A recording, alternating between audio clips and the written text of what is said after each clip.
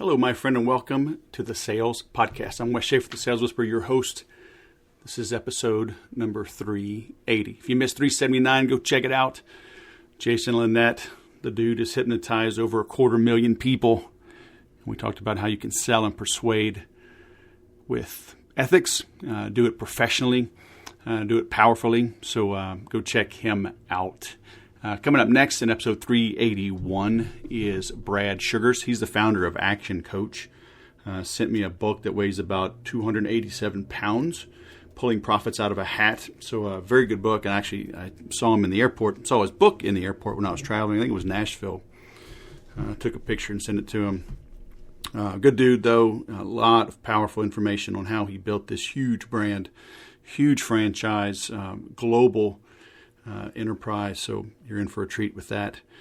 David is the author of Brand Intervention, 33 Steps to Transform the Brand You Have into the Brand You Need. The forward is by Damon John. I met David in Slovenia. We were both speakers at a marketing conference. We hung out, went to dinner a couple nights, went on a tour of the capital. So good dude from New York. We kind of pick on each other. He lives in Chicago now. But he has 3 decades of experience working with major brands and even small local brands, helping them grow 3x, 9x in short amount of time, sometimes in a month, sometimes within 2 years. But, I'll take a 9x growth in 24 months, a 5x growth in 12 months. That's the kind of abilities he has and, proven. Both 30 years ago as well as today. He's still very active in the marketing space and the branding space, very active on LinkedIn. I follow him, put him on the default setting so I see all of his stuff. Just a good guy with a lot of knowledge. You're in for a treat. All right. If you need some help growing your sales, if you got the branding down, now the phone's ringing and you're not converting, let's talk about the 30-day sales growth program, shall we? I keep adding more content to it. Come ask your questions. Come engage. Let me help you handle the sticky things where the rubber meets the road. 30daysalesgrowth.com. Okay, there's content there. There's updated videos. The Make Every Sale program, those 41 videos are being added. All of the workbooks, 70-plus page workbook. PDFs, questions, how to overcome objections, videos on prospecting, you name it. If it pertains to sales, it's in there. And when you enroll now, you will have access to it for no extra cost. Later in the year, when it's all built out, it'll be a subscription, but you'll be grandfathered in. So come grow now, come grow forever for one set price, 30daysalesgrowth.com. Now, let's bring on our guest. David Brier, all the way from what? New Orleans, Atlanta? I mean, you're a Southerner, right? You're a Southerner? I mean, welcome to the Sales Podcast. That's why I have you, because you're a Southerner like me? Yep, I sure am, man. It's real great to see you again, Wes. Last time I saw you was at the saloon, man. We were at a saloon. It was a saloon in Slovenia, so say that 10 times real fast. It was a Slovenian saloon, and I take full responsibility for choosing that particular joint and us doing that little sort of wine tasting and thing. We were just kind of whatever. It was whack. Oh my gosh. I got more culture in one night with you than 4 years at the Air Force Academy, man. I'm just saying. I mean, you could be like the etiquette coach. Well, I could be. It's just the type of etiquette that people may learn could be, they just have to be, along with that particular lesson, they would have to have a lesson in knowing how to choose the places to unleash it. Yeah. So everyone, imagine a New Yorker living in the Midwest, cut loose in Slovenia for a conference. That town may never be the same. Oh, it hasn't been. I've been following their news reports. It has not been the same. Crime has gone down. Marriage has gone up. The birth rate has gone up. I mean, everything. It's all good. And the economy completely recovered. And I must say, I've gotten stronger. I got injured, but then I got stronger as I recovered. from carrying around this big book. And I think I've actually gotten smarter. Brand intervention, 33 steps, not 12 steps. 12 steps, that's for like amateurs. 33 steps to transform the brand you have into the brand you need. Did you really write this book, man? Because it's kind of good. I mean, wait, kind of good. You probably had some help. I mean, come on, man. Dude, the help that I got was from marrying a brilliant wife who lets me know when stuff is going, there's too much fat and it's not lean enough, and my New York roots, dude. I like to get to the point. I like to call something as it is and leave out the extraneous junk. Yep. You know, it's cut like to the chase. Why put like, you know, that's why I like certain cuts of beef. Certain cuts of beef have the right balance of you know, actual meat and fat. And ones that have too much fat and too much bone, it's like, get out of my way. I'm busy. Amen. So, man, you have helped companies generate over $1 billion in sales from your strategies. Is that an accurate statement? That is an accurate statement. And it's growing. It grows by the day. So let's talk about branding. And working with big companies is great. I tend to focus on smaller companies. So if you can help us kind of bridge that gap, you know, what can small companies do that you've helped big companies do? Because I've always been a bit against branding for small businesses because I think they get lost. They lose their focus. You know, what I tell them is you build a brand every day by over-delivering. You know, that local small business, the chiropractor, the optometrist, the restaurant, you know, deliver a great experience and you'll build a brand. Mm-hmm. Is that incorrect? Are we on the right track? But then they should do some intentional things about branding. I mean, how would you advise them? Okay. So there's truth to what you're saying, but that's short term. Okay. In other words, that's kind of like on the one and the onesie, like the interaction. And just as a point, yes, I have worked with, you know, large brands, but I actually do the bulk of my work is actually with small to medium-sized companies, and that's intentional because I find I really can offer the greatest benefit when I'm working with the CEO, the founder, the owner, the entrepreneur, because their skin is in the game, right? They own it, and also it's their vision. I don't want to go through a second, third, or fourth person who's interpreting and hoping to make the best guess for the person in charge. But that's ridiculous. I want the straightest line because I'm there to serve that owner. And if that owner has a great idea that hasn't been converted into a great brand, I want to know why. If that person has some delusion over how great their product or service is, I want to be the one to tell them, dude, you drunk too much of your own Kool-Aid, and here's what needs to happen. Put your hands in the air, back away from the punch bowl, and let's talk. But the thing is there's the misconception on branding. Some people think it's story. Some people think it's the logo. Some people think it's the way you make your brick and mortar or online presence look, how you make it presented to the world. And those are incomplete definitions. If you understand the fundamental, and I know you've read the book, so you know this.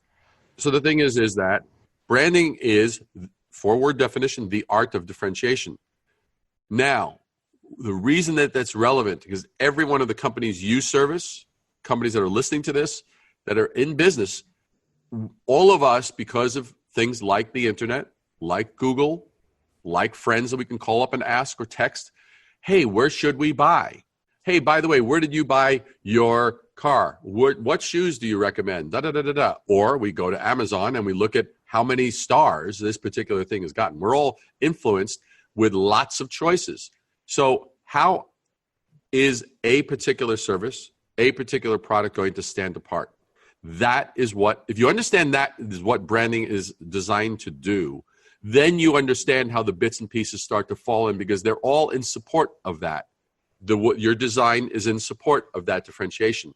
Your story is in support of that. Your customer service is in support of that. How you treat people before, during, and after the sale is all in support of that differentiation.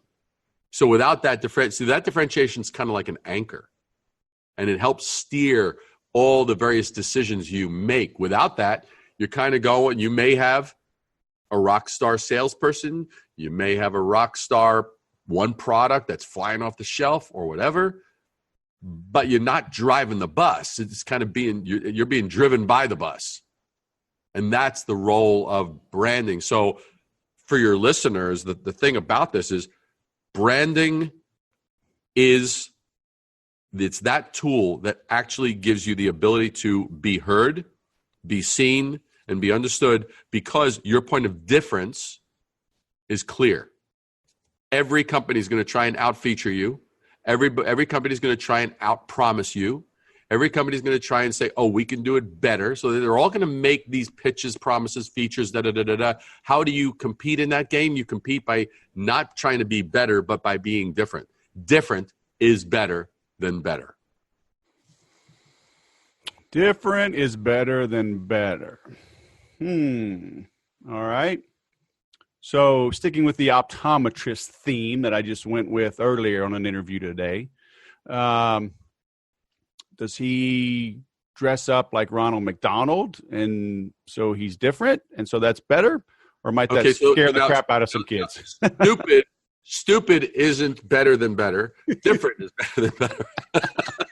Come on, but kids love Ronald McDonald, if they're not freaked out by him, No, I know, but all right, but let me amplify this concept a little bit more. If let's say I was like, you know what, I'm an optometrist and this guy's an optometrist. If I go, wait a second, we do blah blah blah blah blah. So now I'm going to try and I'm going to try and provide more features. Yeah. Out-feature you, yeah. I'm going to try to out-feature the guy. Well, wait a second. Well, then I'm just really still going head to head. And what if he now adds another feature? Oh God, I got to scramble to get another feature. So it becomes the feature craziness. So my whole thing is, wouldn't it be more advantageous to a company if it figured out how are we actually different, not just better, but how are we actually different than them? Maybe we open up earlier. Maybe we give you a foot massage while you're waiting. Maybe we actually say, hey, you know what? For the women who are like, let's say we find out that our demographic is a certain age for women, and we go, you know what? We're going to work out on these days. We're going to work out manicures that can actually be done by the best manicurists in town. In other words, how do we make it different and not just better? These are things that shake it up and change it. Because all of a sudden, let's say we introduce this concept of, you know what, we're going to do the manicure thing, and we're going to do this, we're going to do that. Well, all of a sudden, we're no longer just an optometrist. Now we're a place where you come to look better and see better. Now we've changed it. So now it's different, not just better. You see, it starts to shift. Right. And is it often that way? I mean, will you do something like totally different? Adding, and I know that's kind of maybe a stretch, but adding a massage to an optometrist. I mean, do they need to like really think outside the box, or could it just be, hey, we're open on weekends and nobody else is, and so it's convenient for families to come, because it's tough to get kids out of school to get an appointment. Well, put it this way. That's an incremental change, which obviously others are going to be able to respond to. So that's a very short-term thing. That still keeps you playing in the same sandbox as the rest of them. See the thing with better is better. If you're doing the better game, you're still playing in the same category. Let's say it's in the category of fast food. Let's say in the category of optometry. Let's say in the category of some health practice, or it's in the category of retail in some space. If you're doing better, you're still playing in that same category. What if you can actually shift things up and create almost a new category? If you can actually make it so it's different. So all of a sudden people are like, oh, wait a second. Like for example, when everybody, let's look at an example everybody knows about. When everybody was selling personal computers, Apple comes along and they introduce doing stuff like nobody. They want to do stuff for the creative person. And so that was their mantra. They wanted to do stuff that's not for the status quo. It didn't fit into the box that everybody else was playing. So they wanted a user experience that was cooler, more human, more humane. They wanted actual computers that looked cooler, that weren't just beige like everybody else was. So they used design. You look at what Dyson did in the vacuum cleaner space. Everybody for 50, 60, 70 years had been doing the same. They have the bag that went into the canister, and the only thing that was changing was the external treatment, right? They made it cosmetic. This year we're going to make it look a little bit cooler, a little more modern, or a little bit of this, a little bit of that. But he comes along, and I don't know how many of your listeners know this, but he went through 5,000 prototypes, and he approached it as an engineer to solve the problem of loss of suction. So he comes up with this turbine thing, and he didn't stop there. That would have been one thing. It was just that. Now he uses design to change it up. So he uses these wild colors nobody had used. He has see-through canisters where the turbine is going. So you and I are actually seeing that there's this stuff being collected. So it's like experiential. And so he used all these things to totally change it. And all of a sudden, overnight, all of these other vacuum cleaner brands became the old way that vacuum cleaners were, and he was now the new gold standard. So that way, he didn't just do better. See, better tends to be incremental, and different tends to be more a real shift in the context of how you're framing your business, your service, or your product. Right. Can a business owner figure this out on their own? Well, I know it's kind of a loaded question, but it seems like too often we're too close to our own business, right? And what you just said is so true. I mean, the majority of businesses are too close. My book, Brand Intervention, which you have a copy of, that helps a lot. That gives you a lot. Now, some will be able to read that. I mean, I literally have had people tell me, hey, I read your book, and I just sold two $200,000 deals as a result of applying what was in your book, which is like freaking awesome, right? And why? Because he was using the principle. And I'll give you a great example. Now, he used it just this way. This is a simple way. I mean, is this the most dramatic application of it? I don't think it is, but it was effective. He totally changed his hair when he was going on his pitches. He showed me a picture. It was like this cool like waft of like this blonde sort of mane of hair, and it wasn't like weird. He didn't look like Ronald McDonald, but it was just he looked so different. And he did a thing with his beard. It was like this really cool sort of thing with a curly thing, and he just shaked it up so that when he was showing, he was unforgettable. Not in a bad way, but just like, I've never met or seen anybody like you. And obviously, he had enough substance with his pitch to make it make sense. And he closed $200,000. That's practically $500,000 in sales just from doing the pitch of how he presented himself physically. Right. So are you saying I should grow a handlebar mustache? Without question. I've been thinking that since I saw you in Slovenia. No question about it. Maybe all the natives of Slovenia would have been like, they would have embraced you more fully had you actually had that. I'm going to shave my head and get some neck tattoos. What do you think? Loving it. It's so you.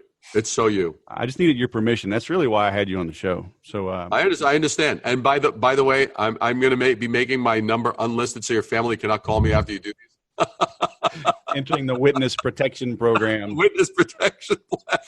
That's right. So how do you tie branding into selling? Because I can see people, and I've seen this a lot, business owners will spend all this time tinkering, tweaking logos, tweaking color palettes, tweaking, something on the homepage, and like they forget to sell, right? Can you spend too much time on branding and yes, you're too much in the clouds and not enough the rubber meets the road? Totally. Absolutely. It happens all the time. But the thing that you said is very, very key, that companies can be awfully too close to have the necessary perspective. I mean, I was just speaking with a client this morning, and I said, I've been looking at your competition because we're doing a whole brand evolution for them. And I said, I've been looking at your competition, And all of these other companies have really, really good stories. I mean, you've got great content. Now, it has no reflection on, is their product, my client's product, superior? Is it superior or is it not superior? Is what the competition is saying true, untrue? That's not the issue. We're dealing in a land of perception. We're dealing in a land of, am I able to tell you a story that's relevant to you, that has traction, that's meaningful, that touches upon your pain points? One thing that I do, if I find companies are too much sucked into their equipment, meaning they're like, but we're doing social media, we're doing this, we're doing that, we're doing all this stuff, and it's like, you know what? How many people have you spoken to today? How many people have you actually picked up the phone and spoken with today? None. Good. Now what you need to do is you need to knock it to a 50-50 split. That's one of the things that I'll sometimes do and say. I'll say, I need you to knock it to a 50-50 split. Half your time is online, and the other half of your time, you're actually not trying to speak, but you're actually speaking with people. I don't care if you have to. What? Yep. You got to do it. You got to actually look them in the eye. You got to talk to them. You got to find out what's going on. You got to actually find out, how are they doing? How are things going? What problems are they? How you doing? Hey, I remember you. I remember you from the Bronx. How you doing? Hey. Man, now where I come from, it's like, how your mama and them, right? That's what you say. So when you go to Louisiana, say, hey, how's your daddy and them? All right, so try that. How's your daddy and them? That's pretty good. All right. All right, so how do I ask this question concisely? Years ago, I would say that the role of business, or to grow, it's 10% product, 90% promotion. And now, though, it seems like with social media and people really finding their voice now and not being afraid to just beat down a shady vendor, I think maybe it's reversed. I think it's 90% product and maybe 10% promotion, because if you make a really great product and just serve the heck out of your customers and make it easy for them to tell your story, you can build a brand that way, or at least let them do the marketing. So are those percentages right? Or at least do you see the trend kind of going that way? I do not. I actually don't agree with you on that. Okay. Because the thing is that because if we throw into that the percentage that you're talking about, if we throw customer reviews are part of your initial percentage. You said 10% product, 90% promotion. Under the promotion umbrella, I put everything from social media communications to reviews online to word of mouth to all of those things. My question, when I hear something like this, my question is, why is it that inferior products and inferior services can outperform every day of the week, and are outperforming every day of the week, superior products and superior services? Why is that happening? The reason that's happening is because the company and the brand with the best story wins. And when I say story, I want to be real clear about this, because some people misconstrue this and they think I'm not talking lies. I'm not talking trickery. I'm not talking embellishments. I'm not talking about fiction. That's not what I mean by story. There's a trajectory to a story. There is understanding that, and you understand this. I know you understand this from the sales side, and I do too, because I also sell. I mean, let's get real. Anybody who's in business sells. The hero isn't you, and it's not me. It's the person we are selling to. If they are the hero, if they are center stage in our story, in our discussion, if their pain point is the villain, and if their survival and their aspiration is the hero, and we know how to tell that in a way that's compelling, that's engaging, that gets them to want to know more, that helps them scratch that itch, and then helps them scratch the next itch after that first itch has been scratched, and then the next and the next and the next, we become their best friend. We become something that helps their survival. We help them make it in the world. And so I still see that, what's the exact percentage? I don't know, but I definitely see, probably between 10 to 20% is the product or service. And I'm not talking about time. I guess I'm talking more about attention. I mean, a lot of attention has to go to promotion, word of mouth, getting the word out, and having a consistent presence. So would you call it 50-50? I find it kind of hard to quantify because some industries are very work intensive. I guess I'll put it to you this way. If there was a company was spending less than 50%, I would have that as a big red flag. If they're spending less than 50% of their time on promotion, marketing, branding, getting the message out, I'd be like going ding, ding, ding, ding, ding, ding, ding. It's like because very soon, shortly after that, you're going to get so tied up with the delivery and the product and all this kind of stuff that's going to all of a sudden it's going to swell. It's going to be 60, 70, 80, and all of a sudden you're going to be saying, wait, where's the sales? How come where's the traction? So to me, that would be like the warning sign that if you start to approach 50%, you need to be watching that, because I think you need to sway heavier on the 60 to 70% in terms of sales, promotion, marketing. Yeah.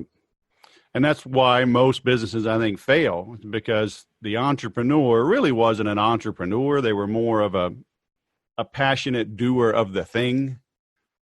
And they thought, I'll just be a great woodworker. I'll be a great painter. I'll be a great chiropractor. And I'll just get all this business. And just doesn't come. No, I tell clients all the time, I'm sure you've probably told them as well, that the idea of build it and they will come is a fantastic Hollywood script and has no bearing on reality.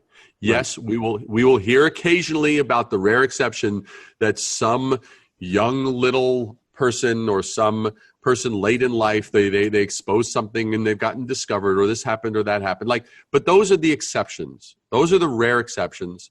And we don't know all the facts that led up to that discovery. Maybe they made a, you know what I mean? I think there's a lot that's untold in those stories, but those are the exceptions. Those aren't the rules. The rule is none of us is entitled to crap. First of all, we're all entitled to amazing things, but none of us is entitled to just have it roll up to our front door. Okay? We all deserve greatness. We all deserve fantastic things, but we're not entitled to anything. So embrace the hustle, get into it, and be willing to do the work. And if you are such a badass, don't be shy about it. Have the conviction. Someone called me up the other day and they said, I hear you. Da, da, da. I said, yeah, I'm a freaking genius. Now, what's your question? Mm-hmm. And I didn't say it arrogantly. I just said, okay, look, there are people who call me that, and that's fine. But how can I help you? Yeah. It's like, whatever, it's like nothing. It's nothing to cringe about. What's crazy is that, we know the better mousetrap story, right?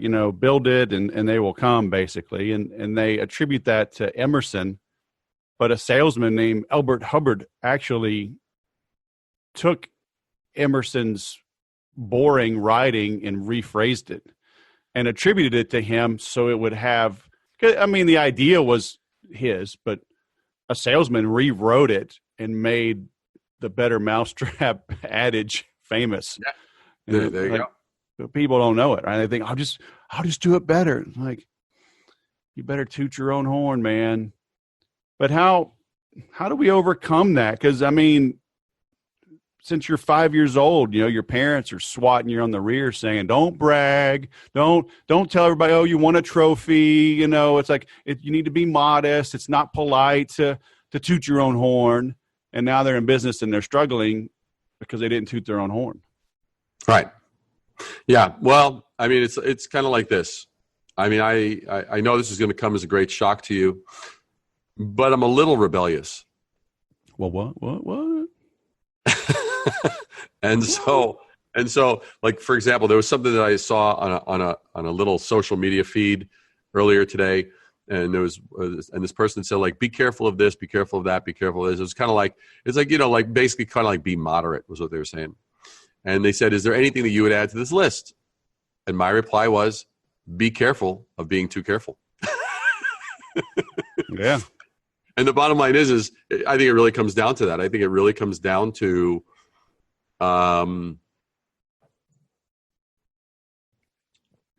I have had my encounters with people who have attempted to say, oh, you're being braggadocious. Oh, you're being this, you're being that.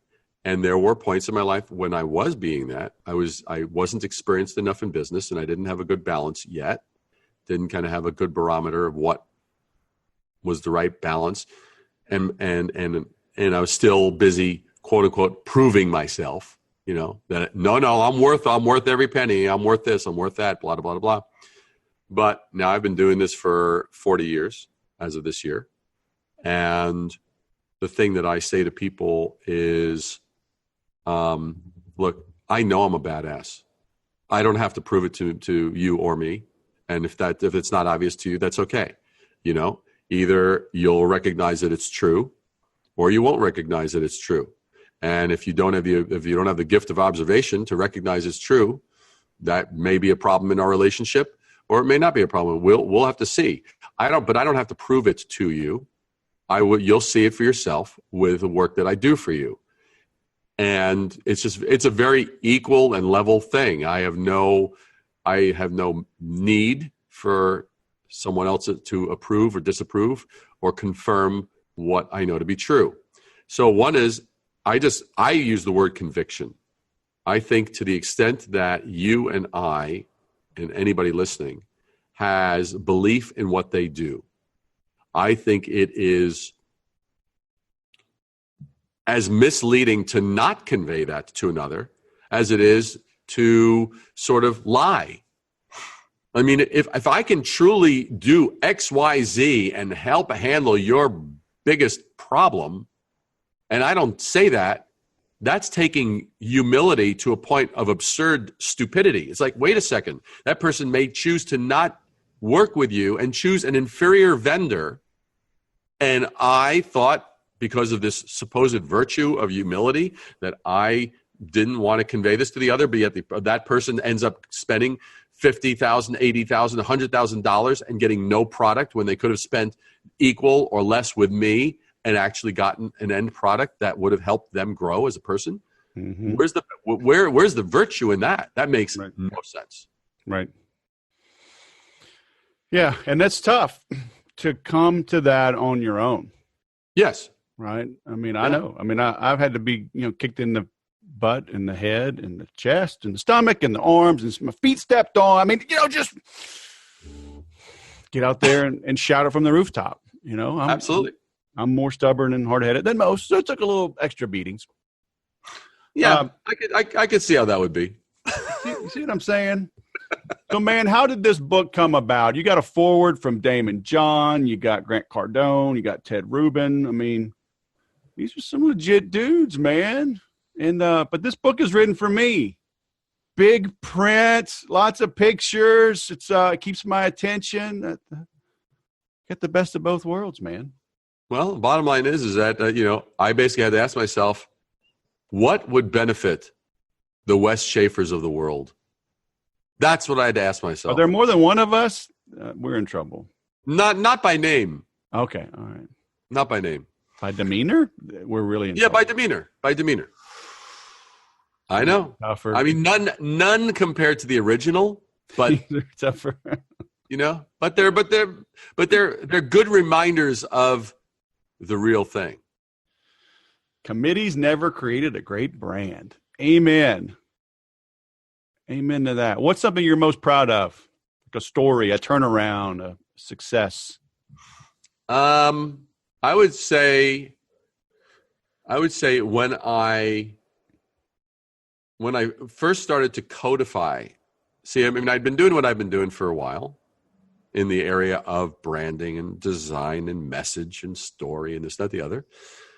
But I hadn't quite codified it. In other words, like, I kind of had to ask myself, I kind of had to say, well, David, what if I do this and it doesn't get the exact result and outcome that I want for my client? How do I know that something wasn't done as it should have been done? So what happened was I was working on, there was a local chocolatier, and this is the turning, it's kind of like the turning point. There's a local chocolatier. He had come in, like about every couple of weeks, he'd come into my office and kind of like with the weight of the world on his shoulders. And he'd be bitching about, I mean, first of all, you have to understand, he's a local chocolatier, but making some of the finest chocolate truffles, handmade chocolate truffles in the United States, literally in the top 3 or 4. I mean, as far as quality and caliber, an incredible truffle. And so he'd come in every 2-3 weeks and he'd kind of like, oh, David, it's like people don't appreciate and anybody who knows anything, they're going to find me, And I'm going, Mike, your branding sucks. I mean, it did. It was just terrible. It's in the book, actually. You know the one. It's the Legacy Chocolates one. And so you see the before and after, which every one of your listeners, I don't know, you didn't say it at the beginning, but they are now obligated to buy their own hardcover copy before they actually finish listening to this. Otherwise, they will lose their hair in the next 24 hours. So all of your hair, all of it. All of your hair. That's right. Head to toe. And so the thing that happened was, after 10 months of him doing this, he finally said, "Oh, fine. Let's do this branding thing." He was just venting all this other time and figuring that maybe just me giving him a little tip here and there would somehow change it. And his solution prior to him deciding was, "I'm just going to lower price." And I said, "Dude, why the hell are you going to lower price? If you lower price, you're going to see a little uptick in your sales, maybe. And you're going to see a decline in your margins, definitely. And why would you do that if you're offering a premium product, which you are? That makes no sense, because your audience, which are foodie people who actually go out of their way, they value a good, to spend more. They're happy to spend more. In fact, sometimes they're actually offended if you don't charge them enough. They think there's something wrong with the product. So it's a perception point. So we end up doing this. The transformation of his before and after is startling. And I started observing, looking at what all the other chocolatiers had done, and the trend. And then I did my own competitive assessment, looked at the whole thing, and I said, okay. And so I started to design this based on my observations and conclusions. So what happens is we do a soft launch. And what I mean by a soft launch is there's no big announcement. There's no big, hey, new look, new this, new that, new. No, it's the boxes, the really awesome boxes, are sitting on the back counter behind their counter. Now, you have to understand, during this time, there's no new flavors. There's no new pricing. There's no specials. There's no promotions. There's no new advertising. It's these blue boxes? You got it, dude. 218 and 219. Yep, that's the one. And so there's no new promotions. There's no new, sort of great, good looking salespeople in the front, and there's no change in lighting, nothing, no change in hours, zero. And you have to understand, this is especially for your smaller to mid-sized businesses. This is a one store location. It's a boutique. So the same people that are going there every month, the same people that are going in for their coffees and their cappuccinos and their espressos, their scones, their muffins, their cupcakes, and their chocolates and their truffles and whatever. They're the same crowd. So this happens in June, and summer is the down season for chocolate worldwide, globally. So what happens is, really? I go to them. What's that? I like chocolate all the time. I know you do, but again, my you're wife the exception. really does. And I know. Well, look at who she married. Of course she would.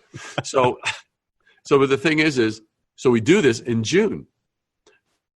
At the end of June, I go to Mike and I say, "So, Mike, what happened? How'd it go?" He looks at me straight faced. He says, "Sales of truffles tripled, 300%." I said, "No kidding." He goes, "Yeah."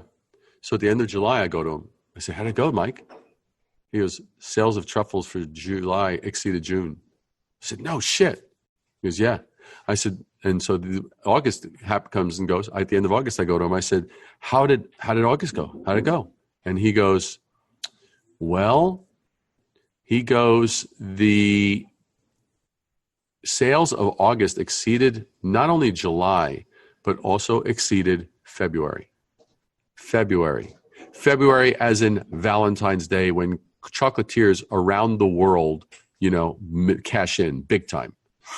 So that was the magic of that rebrand, and I knew what I was doing. I started to analyze what I was doing, okay, and that was the thing that I didn't just do what I was doing, but I was kind of like going, so why am I doing this? I'm doing this for this point of differentiation. Why am I doing this? Because of this. Because I know that I want to make this look slightly European, because anything European in America, we consider more valuable.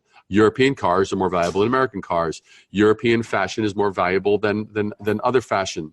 And European food is more valuable than European food. And so European over American. So those are all the various things that I looked at and I started to implement, and applying lots of story on the boxes, because everyone was applying nothing. Right. And so that was probably the most pivotal point, because that was the beginning where it just started to all become like, I can replicate this. So this company, it was all in store, the changes that you made. Were there any new marketing campaigns, no email, or zero? So people were coming in. So people were coming in and getting chocolate or getting coffee and whatever, and then they're like, "Whoa, what's that back there? Let me go ahead and try it." Was that totally? And they'd go, "I'll take a box. That's awesome. I'll take a box." I mean, they just were like, it looked so, it added so much value in the presentation. Yeah. Right? It's kind of like you got to know how to look the part, walk the part, talk the part. You know this from a sales standpoint. Why is it that one salesperson can show up selling the same thing as another salesperson, and one of them is going to make the sale, have the customer practically kiss their feet, and the other one is going to be like, they can't wait for him to go. Right. What's the difference, right? They know how to talk. They know how to do the things that resonate with that particular buyer. And that's part of the thing. I mean, I'm looking at this from the standpoint of what's going to resonate with customers, what's going to resonate with foodies, what's going to resonate with these people. And the thing part of what I did was I made the boxes have so much cool content on it. Mm-hmm. I mean, there were tons of bits of chocolate trivia and all kinds of shit that people were like, I just want to have those to look at and read. Yeah. And here was one other thing. I knew that they had a very, very, very high percentage of female consumers, and I love female consumers. See, and I jokingly say this, but it's true. Female consumers are like women can do things that men are genetically incapable of doing. I think if they tried this, they'd probably pull a disc, or their head would explode. Women can go into a spontaneous infomercial on something that they love with their girlfriends, and do it for 20, 30 minutes, and you have a free infomercial right there that's spontaneous. The men, the only thing men are going to do that on is either NASCAR or sports, right? Mm-hmm. So that's one thing that I love. And the other thing that's great about women is that the details that men tend to find frivolous and why and who gives a shit are the exact details that actually make women loyal to and love a particular brand. Mm-hmm. So if you understand the female consumers, they have a much greater attention to detail. They appreciate the nuances, all of those various things. And I knew that boxes, if they were amazing, would never get thrown away. And they never did. I have men who years later, if I would be meeting them, they say, "Oh, you're the guy that designed the legacy stuff." He goes, I have seven legacy boxes in the attic that my wife refuses to throw away. She's going to use them either for recipes, or she's going to use them for the sewing stuff, or this, that, the other. And it's just, we're very hysterical. So I looked at all of those factors to really make it different. Right. Yeah, we don't throw our Apple boxes away. There you go. Laptops, iPads. I just got the new AirPods sitting on my shelf. I don't throw it away. Exactly. So another premium brand. Amen.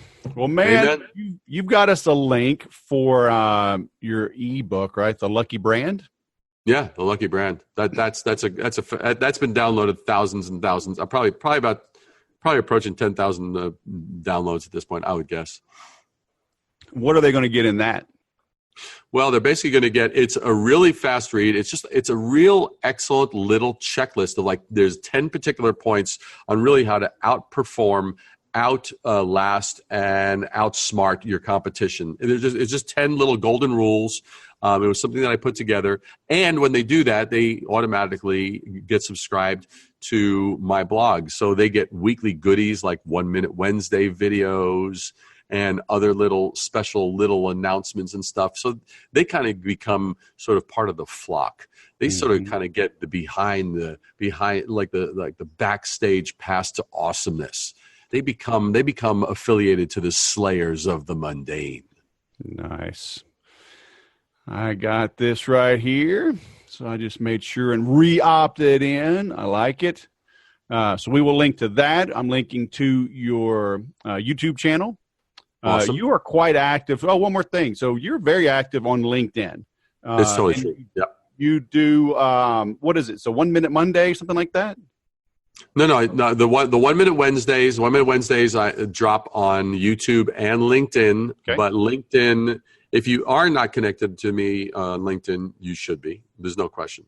Because not you, but your listeners, is that because I know you are. I know that you sort of I know that you pretty much watch everything that I do. I have to actually check. I have to sweep and check my office to make sure you don't have any webcams sort of set up here, just to kind of. I have very good ones that cannot be detected. So your resistance is futile.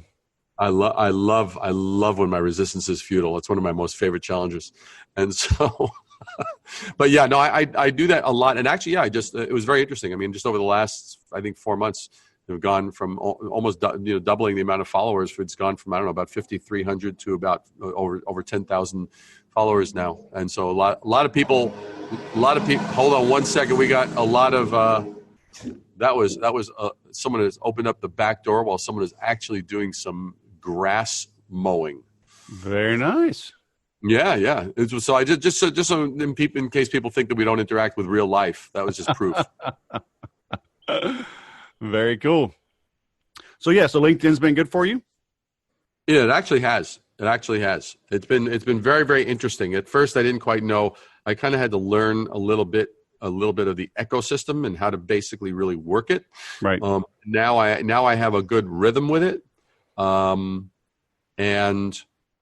because look, if you would have talked to me 9 months ago, when someone asked me about LinkedIn, I said LinkedIn's a dinosaur. LinkedIn's just a freaking it's an artifact carried over. It's just junk as far as like a Rolodex. That was my viewpoint. Mm-hmm. And a few of my buddies were like, no, David, it's changing. It's changing, David. No, David, it's changing. They're like, do this. And they just started to give me a few quick kicks in the rear to basically say some things to do. And then I got some direct coaching on how to really use it well. And right. So now it's pretty crazy because I'll drop.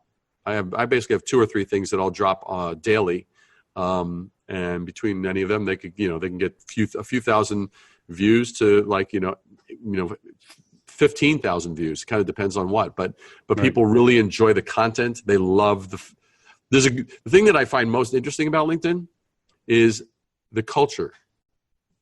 I haven't found quite an equal culture. I don't find this on Instagram as a culture. I don't find it on YouTube as a culture. I don't find it on Twitter as a culture. There's an actual level of appreciation and an engagement, a level of engagement that I will say trumps all of those others. Right.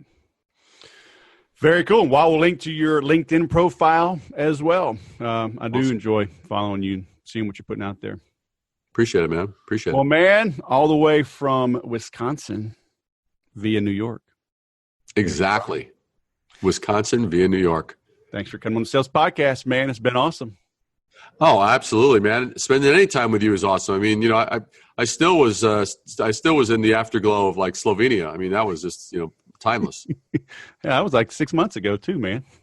I know. I know. I'm wondering if Valeria is.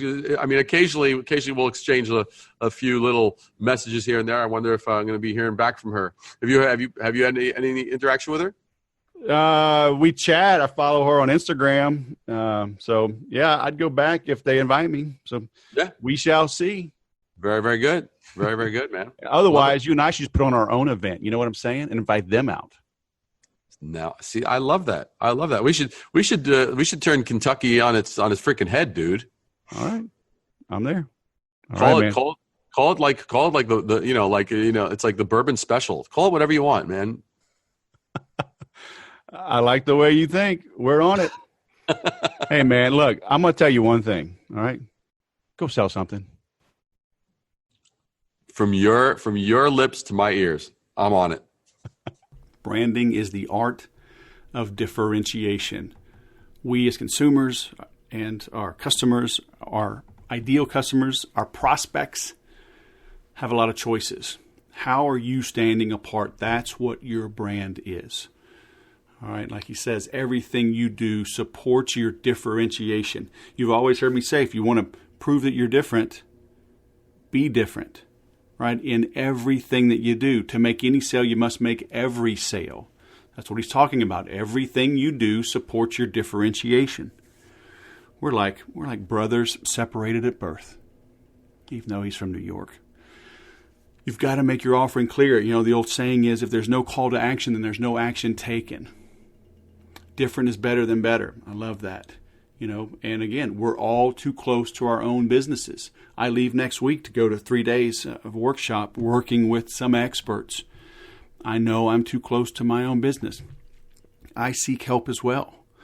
So what are you doing to stand apart? What are you doing to get the expert, neutral, third-party people looking at what you're doing, your branding, your messaging, your conversions, to make sure you're standing out, you're firing on all cylinders. You know, you're looking for these big wins, but you've got things right in front of you that are blocking the path. That's where an outsider comes in. I've mentioned the 30-day sales growth. I've also got private consulting. I just can't help as many people in that. It just because I give all of my time, all of my free time, I give to you. All right, you reach out. If I'm not on a call, I take your call. And help you grow your business, get through the big obstacles. So if it's private coaching you need, then go to the website, thesaleswhisperer.com, hit the contact us, and let's talk. All right, we'll see if it's a fit. We'll go over budget. You can make an informed decision. That starts at 90 days. I do a quarterly program on that. We don't get married, at least not right away. Make sure that it's a fit. But we need some time to peel things back and make some changes that are needed, all right? So 90 days at a time, but then you get access to the 30-day sales growth. If you don't want it, give it to one of your people, all right, one of your salespeople. Let them enroll and get better at selling while you get better at building the rest of your business. I've also built out wesschafer.com, so if you're looking for a speaker, a sales keynote speaker, that's me. So bring me in for your regional meeting, your annual sales meeting, your conference, and I will move the needle. Get your people fired up, get them coming back for more, and that's what it's all about, right? They're going to show up hungry, horny, and hungover. So you better get a strong speaker that's going to get them to sit up and pay attention, put their phones down, suspend disbelief, set aside their hypercritical attitudes, and listen for an hour and grow. All right, you can make a difference with the right speaker, with the right message at the right time. And that's what I'll create for you. So check that out, wesschafer.com, or when you are on the saleswhisperer.com, I've got a speaking tab right up there at the top that'll take you to that site. All right, thanks for listening. I'll go sell something.